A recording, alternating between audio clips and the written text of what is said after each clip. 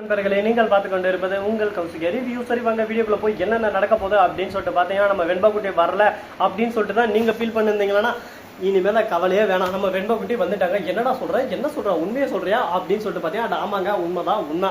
அது மட்டும் இல்லாமல் இந்த தினேஷ் இருக்காலாம் கேட்டு கேட்டால் ஒரு பக்கம் சரக்கா போட்டு அப்படியே சும்மா மச்சாவாக சுற்றிட்டு இருக்கான். அந்த சமயத்தில் அந்த இடத்துக்கு ஒரு பெண், அதாவது அவரோட காதலி, முன்னாள் காதலி, அவள் அந்த இடத்துக்கு வர போன உடனே பார்க்கணுமே, அவன் வந்து சரக்க போட்டு உன்னால தாண்டி என் வாழ்க்கை கெட்டு போச்சு, நீ உக்கா கிட்ட சொல்லாம இருந்தா என்ன நம்ம சந்தோஷமா இருக்கலாம் அப்படி இப்படின்னு சொல்லிட்டு, டே என்னடா குடிக்கிறியா நீ அப்படின்னு சொல்லிட்டு கேட்க போலீஸ் அதிகாரியும் வந்துடுறாரு. என்னம்மா எதனா பிரச்சனையா, என்னாச்சு ஏதாச்சு அப்படின்னு சொல்லிட்டு கேட்குற அவருக்குன்னு ஒரு நல்ல எண்ணத்தில் தான் கேட்குறாரு. அந்த பொண்ணு உடனே இல்லை சார் ஒன்றும் இல்லை சார் என்னோட அண்ணன் ஃப்ரெண்டு தான் சார் அப்படின்னு சொல்லிட்டு சொல்ல அந்த போலீஸ் அதிகாரி அங்கேருந்து கிளம்புறாரு. உடனே அவனோட சேட்டையை அவன் ஆரம்பிச்சிட்டியா அப்படின்ற மாதிரி ஒரு பக்கம் ஸ்டார்ட் பண்ணிட்டான். அவனோட சேட்டையை அவன் பண்றதை பார்க்கணுமே அப்படியே சும்மா பக்கா கேப் மாதிரி தானே முள்ள மாதிரி தானே முடிச்சு ஏற்றாலும் பண்ண ஆரம்பிச்சிட்டான். உடனே பார்க்கணுமே அந்த பொண்ணு அங்கேருந்து தப்பிச்சு ஒரு பக்கம் ஓடி ஓடி ஓடி குடு ஓடி வர அந்த இடத்துக்கு நம்ம நாகு கரெக்டான சமயத்தில் கரெக்டான தருணத்தில் வந்துடுறாங்க. நாகு வந்துட்டேரி நாகு அப்படின்ற மாதிரி தான் ஒரு பக்கம் நாகு மட்டும் வராமல் இருந்தாங்க. என்ன நடந்திருக்கும், எது நடந்திருக்கும், எப்பா கனவு கூட நினச்சி பார்த்துக்க முடியாதா சாமி, அந்த அளவுக்கு ஒரு பக்கம் குடும்பம் மேலே கொடூரத்து மேலே கொடூரமே நடந்திருக்குமே, இதெல்லாம் எங்கே போய் சொல்கிறது, என்ன பண்ணுறது அப்படின்னு சொல்லிட்டு தெரியாமல் குழப்பத்தில் குழம்பி போயிட்டு இருக்க. இதுக்கப்புறம் என்ன பண்ண போகிறாங்க, ஏது பண்ண போகிறாங்க அப்படின்னு சொல்லிட்டு பார்த்தீங்கன்னா, நம்ம மல்லி இருக்காங்களே அவங்க வந்து சரியான ஒரு திட்டத்தை தேடிட்டாங்க. எதனால் அப்படின்னு சொல்லிட்டு பார்த்தீங்கன்னா, அந்த திட்டத்துக்கு ஒரே ஒரு காரணம் தாங்க, அது வேற எதுவும் இல்லை. நம்ம விஜய் இருக்கார்ல, அவர் வந்து ஒரே ஒரு வார்த்தை தான் சொல்கிறாங்க. அந்த ஒரு வார்த்தை அப்படியே சும்மா 100 வார்த்தை மாதிரி பொட்டு லட்சம் மாதிரி இருக்கு. அப்படி என்ன சொன்னாரு, ஏது பண்ணாரு அப்படின்னு சொல்லிட்டு பாத்தீங்கன்னா, அது வேற எதுவும் இல்லைங்க, மல்லி இதுக்கு மேல தயவு செஞ்சு என் பக்கம் வந்துடாத, இந்த ஹாஸ்பிட்டலுக்கு வந்துடாத மவளை, நீ எல்லாம் ஒரு பொண்டாடி, உன்னை பார்த்தாவே எனக்கு இரிட்டேட் ஆகுது ஒரு பக்கம், கடுப்பாவது ஒரு பக்கம், என்னோட குழந்தையோட வாழ்க்கையை கெடுத்ததே நீ தான், இதுக்கு மேல தேவையில்லாம வந்து என் வாழ்க்கையில குறுக்க வராத அப்படின்னு சொல்லிட்டு சொல்லாத, குறுக்க இந்த கவுசிக்கு வந்தா அப்படின்னு ஒரு பக்கம் டைலாக் விடுவாங்களே, அந்த மாதிரிதான் ஒரு பக்கம் கேள்வி கேட்கப்படுது. உடனே என்ன பேசுறது ஏது பேசுறதுன்னு சொல்லிட்டு தெரியாம, ஒன்னும் பூரி இல சொல்ல தெரி இல கண்ட மூலி இல கண்ட அழகுல அப்படின்ற மாதிரி ஒரு பக்கம் டைலாக்கா விட்டுன்னு போறாங்க. இதுக்கப்புறம் என்னென்ன நடக்க போகுதுன்னு சொல்லிட்டு தெரியல. சரி பார்த்துப்போம். எவ்வளவோ நஷ்டங்கள் துக்கங்கள் துயரங்கள் எல்லாமே பார்த்துதான் இந்த இடத்துக்கு வந்திருக்கோம்.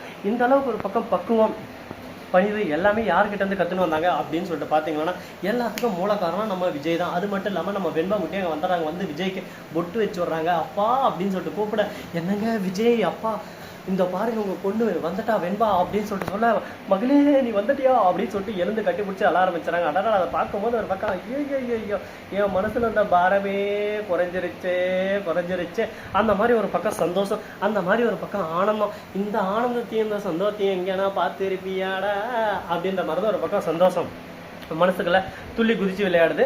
சரி இந்த மாதிரியெல்லாம் ஒரு பக்கம் விளையாடிட்டு இருந்தாலும் அதே சமயத்தில் மறுபக்கம் என்ன நடக்குது அப்படின்னு சொல்லிட்டு பார்த்தீங்கன்னா, நம்ம கதிரேசன் இருக்காரு, அவர் ஒரு ட்விஸ்ட் தந்தாரு. என்னடா ட்விஸ்ட் தந்தாரு, என்னடா பண்ணாரு அப்படின்னு சொல்லிட்டு பார்த்தீங்கன்னா, நான் செய்கிற வேலை எல்லாமே ஒரு பக்கம் சரித்திரத்தை குறிக்கும், ஆனால் சமத்துவமாக இருக்காது. அதுக்கு ஃபஸ்ட்டு நான் சொல்ல வேண்டியது வேற ஒன்றும் இல்லை, நம்ம மல்லி இருக்காங்கல்ல அவங்க இருந்து இந்த இடத்துல வந்து வெளியே வந்துடுறாங்க. அந்த சமயத்தில் கதிரேசன் வந்து, நம்ம மல்லே நீ ஏதோ குழம்பிட்டு இருந்தா உன் வயிற்றுல குழந்தை இருக்குன்னு சொல்லிட்டு நான் அப்பவே கேட்டுட்டேன், ஆனால் விஜய் கிட்ட ஏன் தெரியுமா அதை சொல்லலை, நான் சொல்லலாம்னு சொல்லிட்டு நினைச்சேன், ஆனால் இருந்தாலும் உன்னோட வாழ்க்கை உன்னோட ஸ்பாயில் ஆயிரும். அது மட்டும் இல்லாமல் உன் வயிற்றுல குழந்தை இருக்கிறது எனக்கு எந்த ஒரு இதுலையும் எனக்கு பிரச்சனை இல்லை. நீ அந்த அளவுக்கு ஒரு பக்கம் வெண்பா மேலே கேரிங் வச்சுன்னு வெண்பாவை பார்த்துன்னு இருக்கிறது, வெண்பாவை பார்க்குற விதம் எல்லாமே எனக்கு பிடிச்சிருக்கு. என் பேத்தி மேலே இந்த அளவுக்கு ஒரு பக்கம் என் மகளுக்கு அடுத்து நீ தான் உயிராக வச்சுன்னு இருக்க. அதனால உன்னை நான் எக்காரணத்துக்கு கொண்டு எதுலையும் உன்னை தின்னே செக்க வைக்க போறதில்ல. நீ சந்தோஷமா இந்த வீட்டில் இருமா, எனக்கு எந்த பிரச்சனை இல்லை. என் பேத்தியும் அதே மாதிரி சந்தோஷமா பார்த்துக்கோ, அது போதும் எனக்கு அது போதுமே அப்படின்னு சொல்லிட்டு இருக்காங்க. இதை கேட்டதான் என்ன பண்ண போறாங்க எது பண்ண போறாங்கன்னு சொல்லிட்டு தெரியும். எம்மாடி அப்படி பண்ணுவாங்களோ, எம்மாடி இப்படி பண்ணுவாங்களோ அப்படின்னு சொல்லிட்டு பல கேள்விகள் ஒரு பக்கம் மனசுக்குள்ள ஓடிக்கிட்டு தான் இருக்கு. இந்த கேள்விகளுக்கெல்லாம் பதில் கிடைக்குமா கிடைக்காதா, என்ன நடக்க போகுது எது நடக்க போகுதுன்னு சொல்லிட்டு பொறுத்து வந்து பார்க்கலாம். சரி இப்படியெல்லாம் ஒரு பக்கம் போயிட்டு இருந்தாலும் அதே சமயத்தில் மறுபக்கம் என்ன நடக்குது அப்படின்னு சொல்லிட்டு பார்த்தீங்கன்னா, நம்ம கதிரேசன் இருக்காருல அவர் ஒரு ட்விஸ்ட் தந்தாருங்க. என்னடா ட்விஸ்ட் தந்தாங்க அப்படின்னு சொல்லிட்டு பார்த்தீங்கன்னா, அது வேற எதுவும் இல்லைங்க, நேராக விஜய் கிட்ட போறாரு. விஜய் கிட்ட போய், மாப்பிள்ள மல்லி செஞ்சது தப்பு தான், ஆனால் மல்லி எதுக்காக செஞ்சா, என்ன காரணத்துக்காக செஞ்சா, உங்க பொண்ணு அதாவது என்னோட பேத்தி அவளோட மக எல்லா போட்டியிலையும் ஜெயிக்கணும், அவள் வாழ்க்கையில் முன்னேறணும், அவளோட முன்னேற்றம் தான் நமக்கு முக்கியம் அப்படின்னு சொல்லிட்டு அவன் நினச்சி தான் இதை பண்ணா. இதில் எந்த ஒரு தப்பும் இல்லை, நானாக இருந்தால் எதுவுமே நான் சொல்ல மாட்டேன். ஆனால் நீங்கள் முட்டாள்தனமாக ஒரு பக்கம் அவன் மேலே கோச்சு இருக்கிறத என்ன சம்மந்தம் என்ன இருக்குன்னு எனக்கு ஒன்றும் புரியல. ஆனால் எந்த அளவுக்கு ஒரு பக்கம் அவள் உங்கள் பொண்ணு, நீங்கள் உங்கள் பொண்ணுன்னு மட்டும் தான் நினைக்கிறா, அவள் தான் பொண்ணாக பார்த்து தான் பொண்ணு எல்லாத்தையும் ஜெயிக்கணும், தான் பொண்ணு யாருக்கிட்டையும் தோற்று பார்க்கக்கூடாது, அந்த மாதிரி நல்ல எண்ணத்தில் தான் நினச்சிருக்கா. அவளை பார்த்து இந்த மாதிரி நீங்கள் சொன்னதை கேட்கும்போது தான் அப்படியே மனசுக்குள்ளே குத்துன்னு குத்துது அப்படின்னு சொல்லிட்டு சொல்கிறாங்க. இதை கேட்டது என்ன பேசுறது ஏது பேசுறதுன்னு சொல்லிட்டு தெரியாம ஒரு பக்கம் மௌனமே சிறந்தது அப்படின்னு சொல்லிட்டு மௌனத்தோடவே இருக்காங்க. இந்த மௌனம் என்ன எவ்வளவு தூரத்துக்கு போக போகுது, எங்கெங்க போய் முடிய போகுதுன்னு சொல்லிட்டு தெரியல. சரி பார்ப்போம். இன்னும் என்னென்னலாம் நடக்க போகுது, எதெல்லாம் பண்ண போகிறாங்கன்னு சொல்லிட்டு பொறுத்து வந்து பார்த்தா தெரிய போகுது. அது மட்டும் இல்லாமல் இன்னொரு ட்விஸ்ட்டு வச்சுருக்காங்க. அது என்னடா ட்விஸ்ட்டு அப்படின்னு சொல்லிட்டு பார்த்தீங்கன்னா, அது வேறு எதுவும் இல்லைங்க, கரெக்டாக அழகான நிறைய விஷயங்கள் நம்ம கண் பார்வைக்கு வரும். அதுபோல தான் இப்போ ஒரு அழகாக சேவல் வந்து அப்படியே சும்மா கூவிக்கிட்டு போகுது. அந்த சேவலை பார்த்தது நமக்கே ஒரு பக்கம் ஈர்ப்பாச்சு. இந்த நேரத்துக்கு அப்புறம் கூவும் அப்படின்னு சொல்லிட்டு பார்த்தீங்கன்னா, கண்டிப்பாக ஒரு சேவல் இருக்கிறதால இன்னொரு சேவல் வந்தால் ரெண்டுக்கும் ஒரு பக்கம் சண்டை வரும். அது ஆக்கிரமிப்பு, அதாவது இந்த இடம் என்னோடது, இந்த இடத்துல நீ எப்படி இருக்கலாம் அப்படின்ற மாதிரி 2 பேருக்குள்ள ஒரு சண்டை வரும். அந்த மாதிரி தான் அந்த சேவலுக்கும் சேவலும் கூவிட்டு இருக்கு.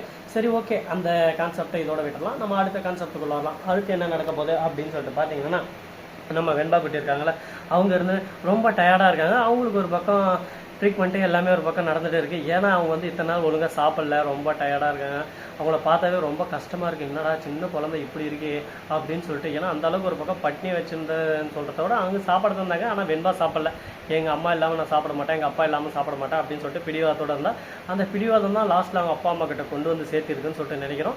அது போல் எல்லாமே நல்லதாக தான் நடந்துகிட்டு இருக்குது. இதுக்கு மேலேயாவது நம்ம வெண்பா, விஜய், மல்லி ஒன்றா இருப்பாங்களா, இல்லை இன்னும் வேறு பிரச்சனையெல்லாம் கொண்டு வருவாங்களான்னு சொல்லிட்டு பொறுத்து வந்து பார்த்தா தெரிய போகுது. இந்த வீடியோ பிடிச்சிருந்தா லைக் பண்ணுங்கள், கமெண்ட் பண்ணுங்கள், ஷேர் பண்ணுங்கள், டிங் பெல்லை தட்டி விட்டு போங்க. அப்போ தான் நான் போகிற அடுத்தடுத்த வீடியோ உங்களுக்கு உடனுக்குடன் நோட்டிஃபிகேஷனில் வந்து கொண்டே இருக்கும். மிக்க நன்றி. தேங்க்ஸ் ஃபார் வாட்சிங். Tata, see you. நன்றி, வணக்கம். வந்த நம்பருக்கு எத்தர்கள்